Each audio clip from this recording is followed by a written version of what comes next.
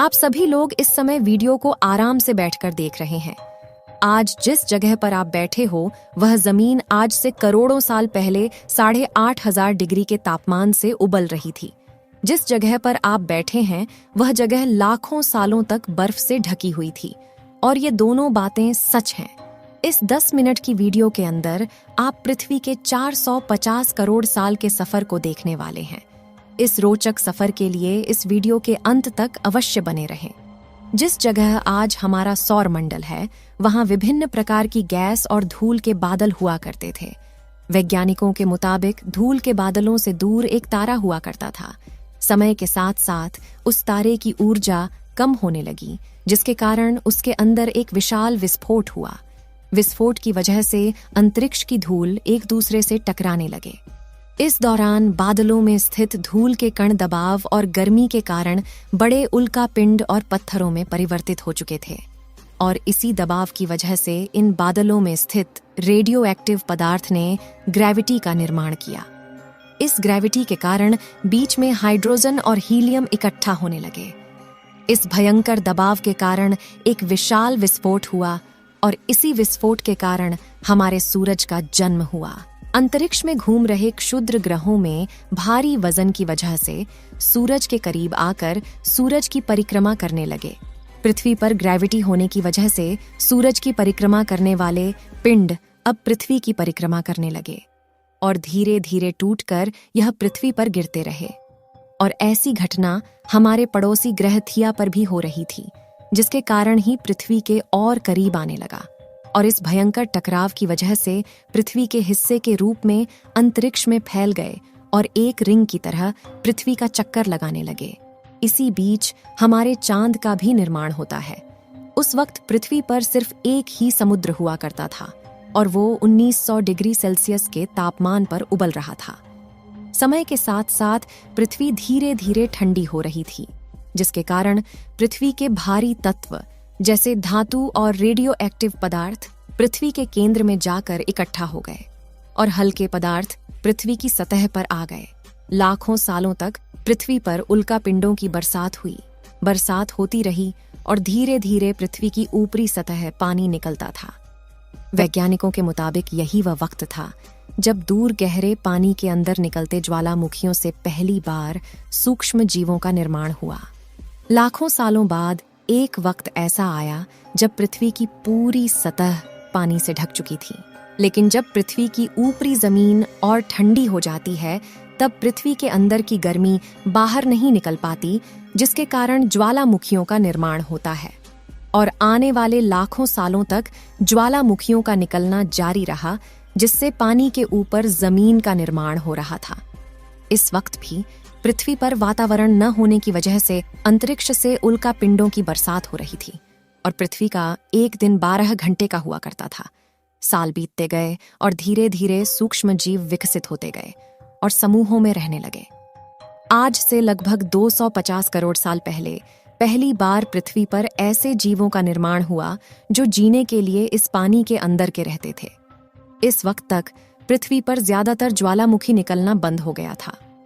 Mycobacteria की वजह से वातावरण में ऑक्सीजन की मात्रा बढ़ रही थी।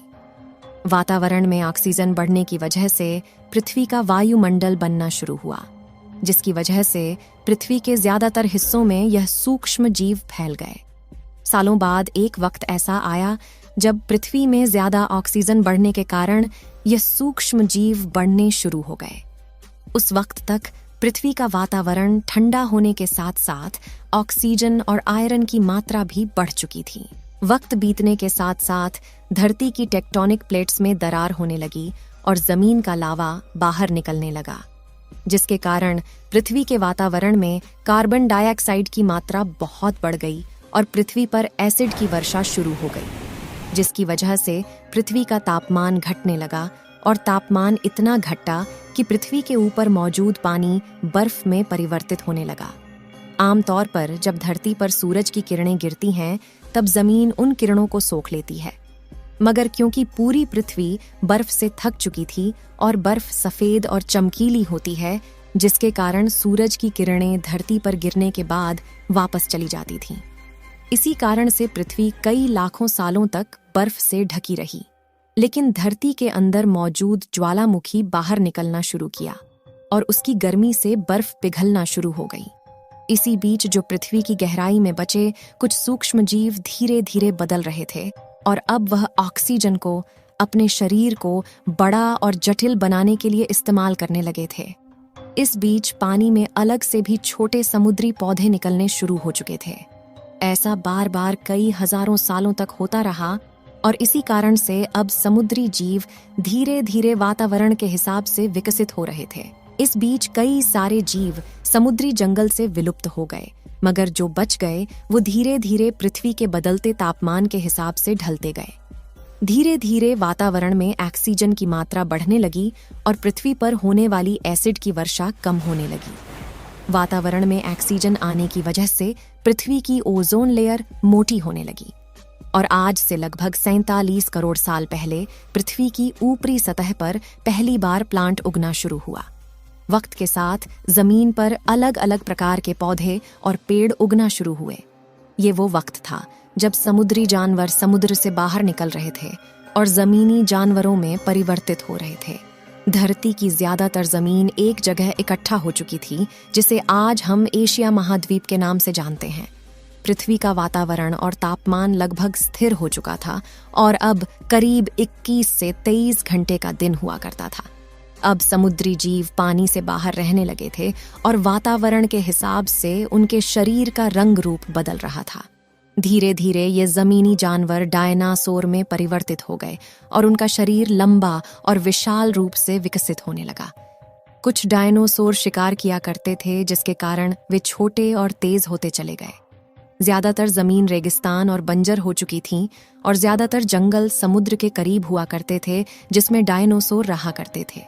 पृथ्वी की ज्यादातर ऊपरी जमीन पानी के संपर्क में आने लगी, जिसके फलस्वरूप पृथ्वी पर हरियाली बढ़ती गई, जिसकी वजह से डायनासोर और ज्यादा विभिन्न और विशाल होते चले गए। डायनासोर ने आने वाली लगभग 20 से 30 करोड़ सालों तक पृथ्वी पर राज किया।